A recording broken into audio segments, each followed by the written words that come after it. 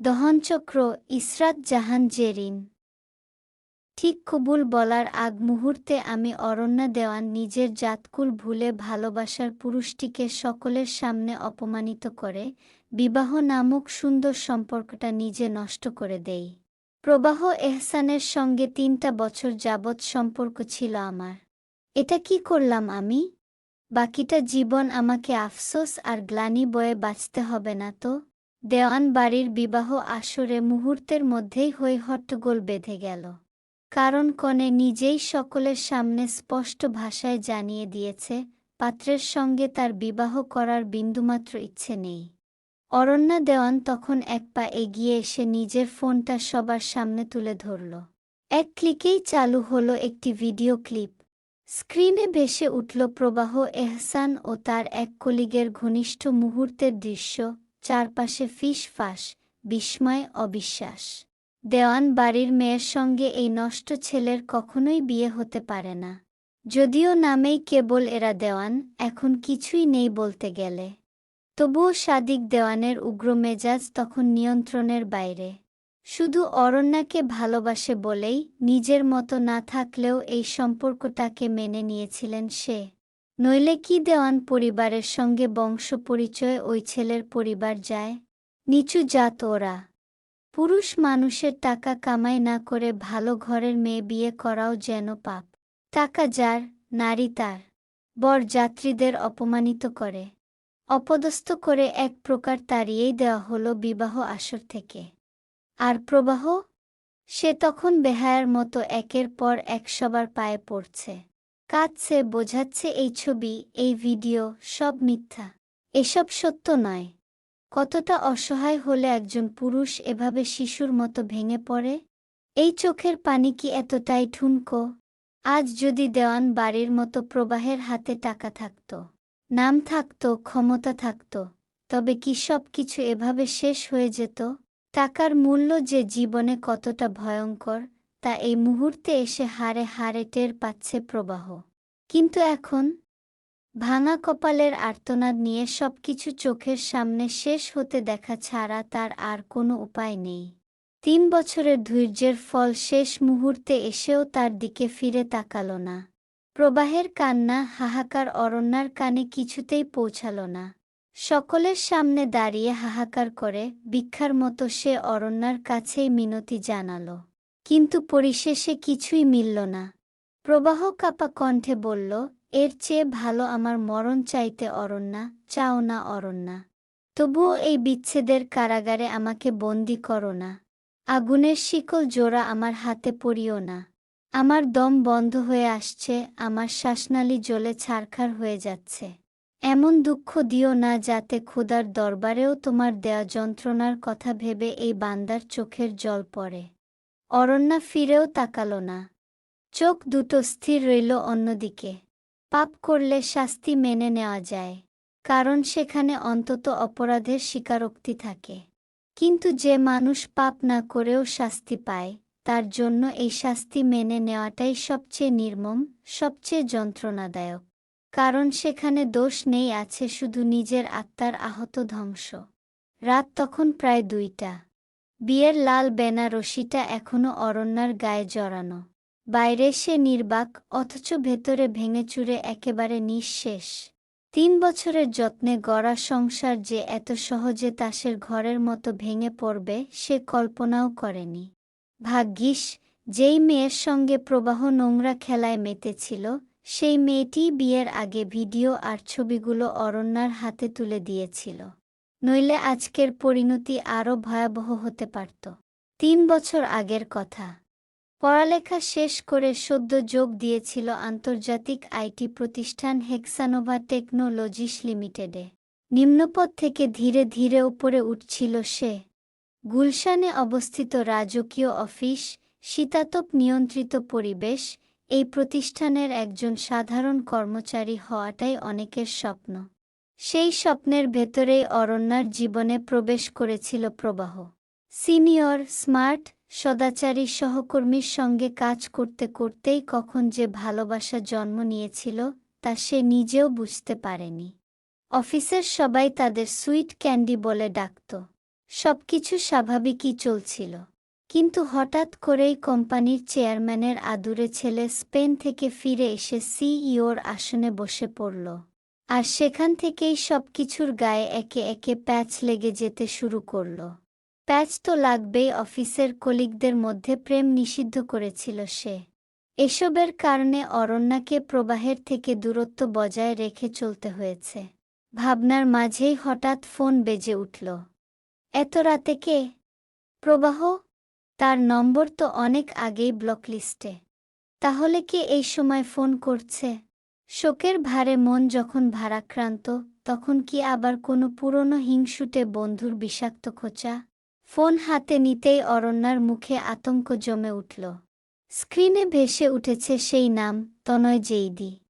এই মাঝরাতে এই মানুষটার ফোন না এলেই কি ভালো হতো না?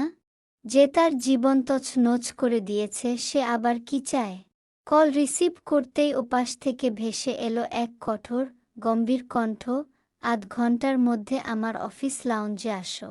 জাস্ট কাম ফাস্ট। আর কিছু বলার সুযোগ না দিয়েই ফোন কেটে গেল। ঘাড়তারা লোকটা বরাবরের মতোই। বসের সামনে চুপ থাকলেও নীরবতার আড়ালে অন্য হিসাব আছে, অরণ্যা তা জানে। ক্লান্ত নিঃশ্বাস ছাড়ল সে। রাগ, অপমান আর অসহায়ত্ব একসঙ্গে বুকের ভেতর জমাট বাঁধছে। নিজের চুল মুঠোয় চেপে ধরে শব্দহীন এক চিৎকার আটকে রাখল। চোখের নিচে কাজল গলে কালচে দাগ। ওয়াটারপ্রুফ কাজলও আজ বেইমানি করল। মানুষই বা কম কি করেছে? পাশের বিছানায় ছোট বোন তানিশা গভীর ঘুমে। অরণ্যা নিঃশব্দে উঠে দাঁড়াল। বেরোনোর আগে একবার তানিশার মুখের দিকে তাকাল। এই মানুষগুলোর জন্যই তো সে এখনো শক্ত। আয়নার সামনে দাঁড়িয়ে নিজেকে আরেকবার দেখল। জীবনের মোড় ঘুরে গেছে। বদলে যাওয়া জীবনকে মানিয়ে নিতে পারলেই হয়তো জীবন সুন্দর হয়। কিন্তু সেই সৌন্দর্য কি ক্ষতের বিনিময়ে অর্জিত? পরিবারের ঊর্ধ্বে অরণ্যার কাছে কিছুই নেই। সব হার মানা যায়, কিন্তু পরিবারের অসম্মান নয়, কারণ পরিবারের অসম্মান মানেই নিজের অপমান। বিয়ের শাড়িটা গায়ে রেখেই নিজেকে শক্ত করল সে। চোখের জল মুছে দৃঢ় পায়ে পা বাড়াল তার গন্তব্য হেক্সানোভা টেকনোলজিস লিমিটেডের দিকে। এই বিরাট অফিসটা এখন একেবারে নিরিবিলি। সবকিছু কেমন যেন মরা মরা লাগছে। অরণ্যা গায়ে বেনারসিটা ভালো করে জড়ালো। বাইরে ভালো শীত পড়েছে। শাড়ির উপর চাদর জড়িয়ে রাখা তার। এই অফিসের 10 তলায় তনয় জেইদির কেবিন। লিফটের সামনে যেতেই দেখল লিফট বন্ধ। কি করে এতগুলো সিঁড়ি বেয়ে উপরে উঠবে? সে তো মহাজগতের কোনো এলিয়েন না, রক্তে মাংসে গড়া মানুষ।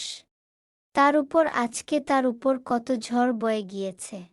কোথায় এই সময় তার বাসর ঘরে থাকার কথা ছিল, আর দেখো ভাগ্য কি খেলাটাই না খেলছে তার সাথে। বাসর তো দূরের বিষয়, বিয়েটাও হতে দিল না। আর দেখো এই শীতের রাতে ঘুমের বদলে অফিসে আনিয়েছে বেকার খাটুনির জন্য। এই লোকের এখনই ডাকার দরকার কি ছিল? বিয়ের জন্য তো পায়ে পড়ে 3 দিনের একটা ছুটি নিয়েছিল। তাও ওই খাটাস লোক বেতন থেকে 1500 টাকা কেটেছে একদিনের জন্য। 500 করে কেটেও যদি শান্তি পাওয়া যেত। অসহ্যকর। কোনো মতে সিঁড়ি বেয়ে উঠল অরণ্যা। বন্সের ক্যাবিনের সামনে এসে কিছুক্ষণ জিরিয়ে নিল।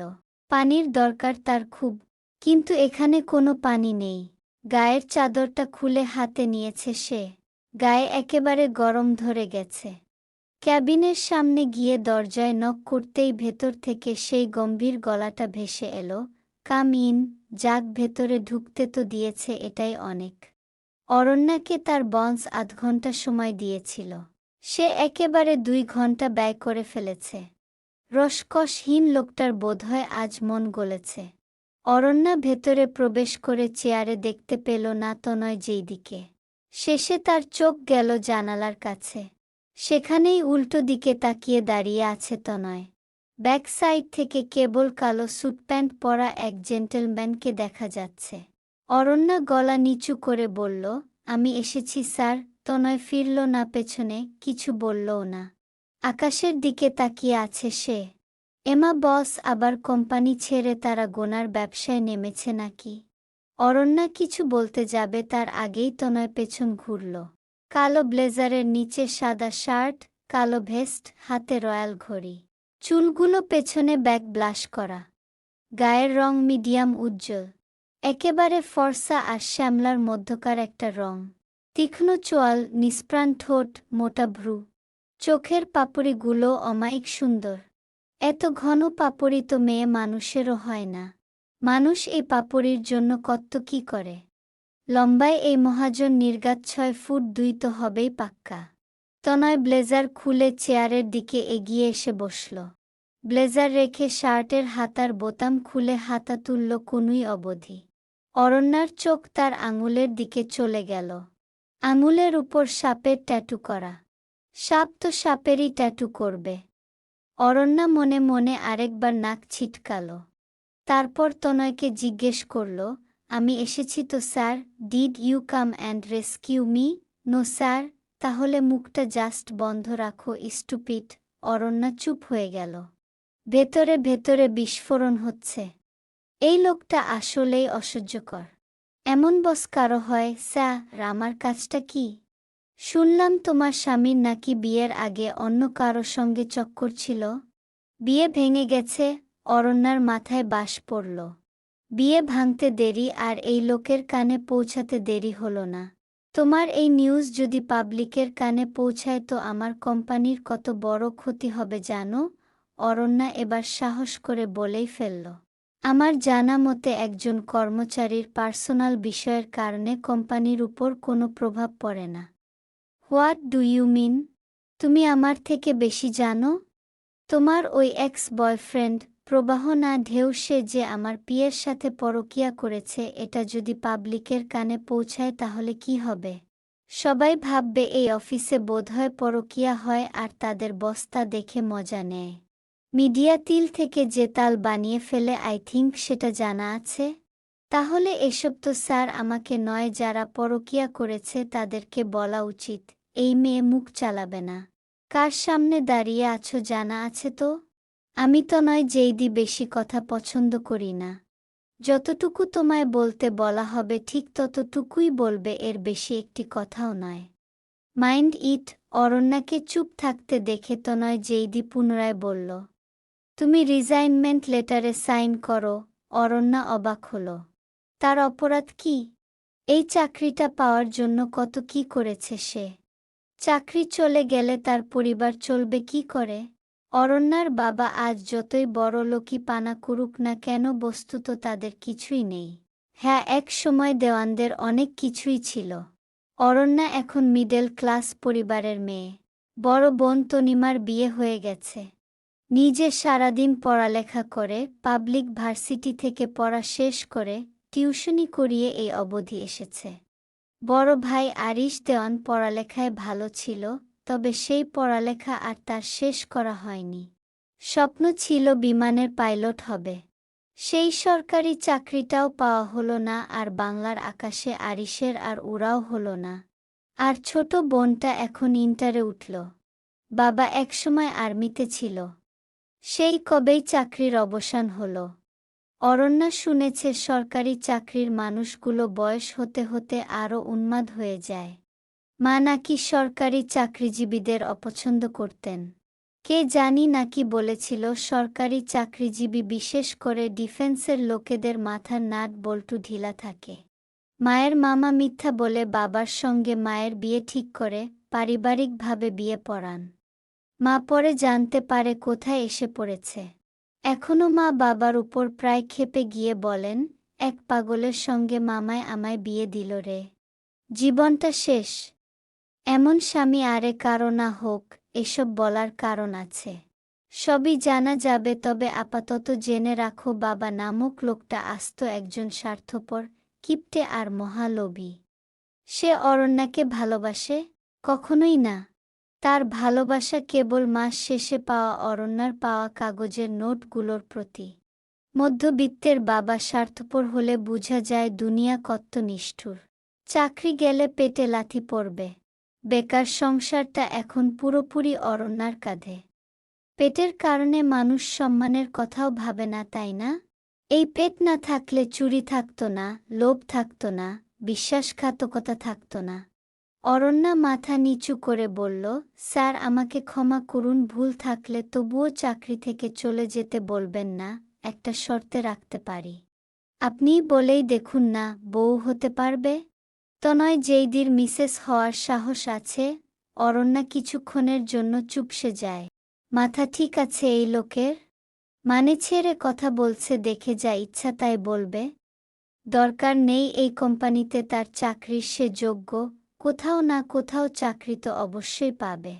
অরণ্যা বিয়ের বিষয় নিয়ে কোনো প্রশ্ন না করে বলল, কাগজ কোথায়? আমি স্বাক্ষর করে দিচ্ছি। তনয় আরও শক্ত হল। সে এবার পকেট থেকে নিজের ফোনটা বের করে একটা ভিডিও ক্লিপ চালু করে অরণ্যার দিকে বাড়িয়ে বলল, আগে এটা দেখো, তারপর সিদ্ধান্ত তোমার উপর। বিয়ে করবে কি করবে না? অরণ্যা ভদ্রতার খাতিরে ফোনটা হাতে নিল। ভিডিওর দিকে চাইতেই চোখ ছানা বড়া। শরীর কেঁপে উঠল তার। পুরোটা ভিডিও শেষ করার আগেই তনয় হাত থেকে ফোনটা কেড়ে নিয়ে বলল, ছোট বোনকে খুব ভালোবাসো? দেখো, যেই কাজ করার জন্য প্রেমিককে ছেড়ে দিলে, অপমান করলে, সেই একই কাজ তোমার মায়ের পেটের বোনও অন্যের বিছানায় শুয়ে করল। এখন কি করবে? যাই হোক, কালকের নিউজ শিরোনামে তোমার বোনকে দেখতে প্রস্তুত তো? অরণ্যার শরীর ঝাঁকুনি দিল। এসব কি হচ্ছে তার সাথে? চোখের পানি বাধা সহ্য করতে পারছে না। তবুও শক্ত হয়ে নিচের দিকে তাকিয়ে আছে। আপনি আমার থেকে কি চান স্যার? তোমাকে? আপনি বাড়াবাড়ি করছেন এইবার। বিকজ আই লাইক ইট দেয়ার। চলবে।